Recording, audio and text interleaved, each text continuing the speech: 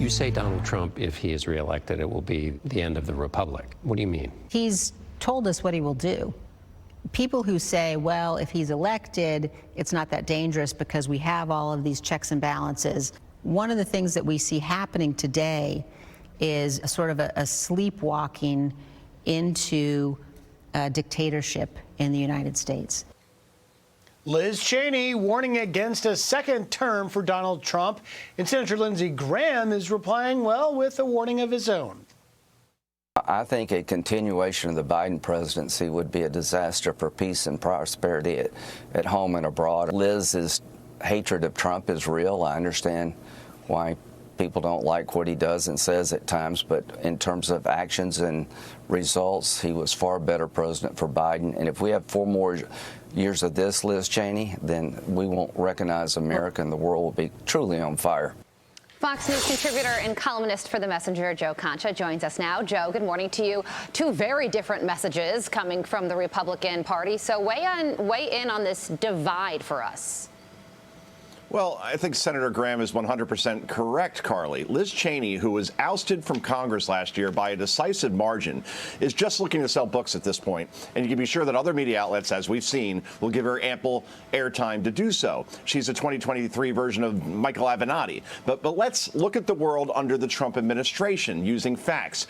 The U.S. was not engulfed in 2 proxy wars in the Middle East and Ukraine. China's posture was far different as it pertains to Taiwan. The Taliban wasn't in charge of Afghanistan. Under Trump, the ISIS caliphate was decimated. We didn't have an open border with terrorists coming into this country. And overall, the world didn't seem like it was on fire, where our warships are being used as target practice by Houthi rebels. So Liz Cheney would have some credibility if she wanted to be critical of the current administration, but her sole focus obviously is on the previous president because that's what gets her the most media love and sells her the most books, Griff. Joe, I want to turn to the culture wars because this column is really interesting. It was the end of last week. It appeared in the New York Times. A columnist is arguing that children should be able to change their genders as they please. Let us show you here. The columnist writes, the panic over transgender children is driven by the fear that they'll regret transitioning. But freedom to make mistakes is core to being human. What?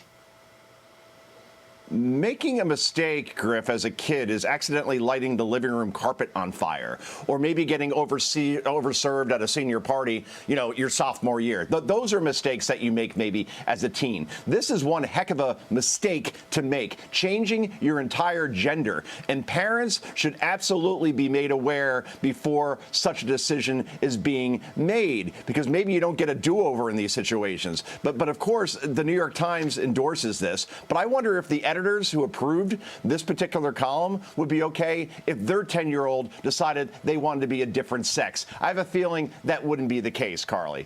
Yeah, well, okay, so this is from the FoxNews.com write-up of this article. The author likened a kid's decision to take puberty blockers or undergo a full sex change operation to the decision she made to quit the middle school swim team, pointing out that each of these are similarly big decisions that change the course of one's life.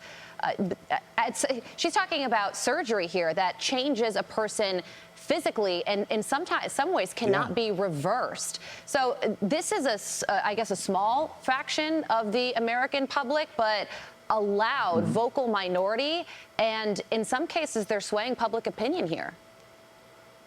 It's true, Carly, because social media plays a big role here. We weren't talking about this even 10, 15 years ago. So you have to wonder how much of this is social media driven, where maybe some kids think that this is a cool thing to do or something they're conforming to in some way because they learned about it on a TikTok or YouTube or something like that. So it's just disturbing as somebody who has a 10 and an 8-year-old that this is something that I may have to encounter at some point. We're trying to make sure that we don't, but it's crazy. Yeah.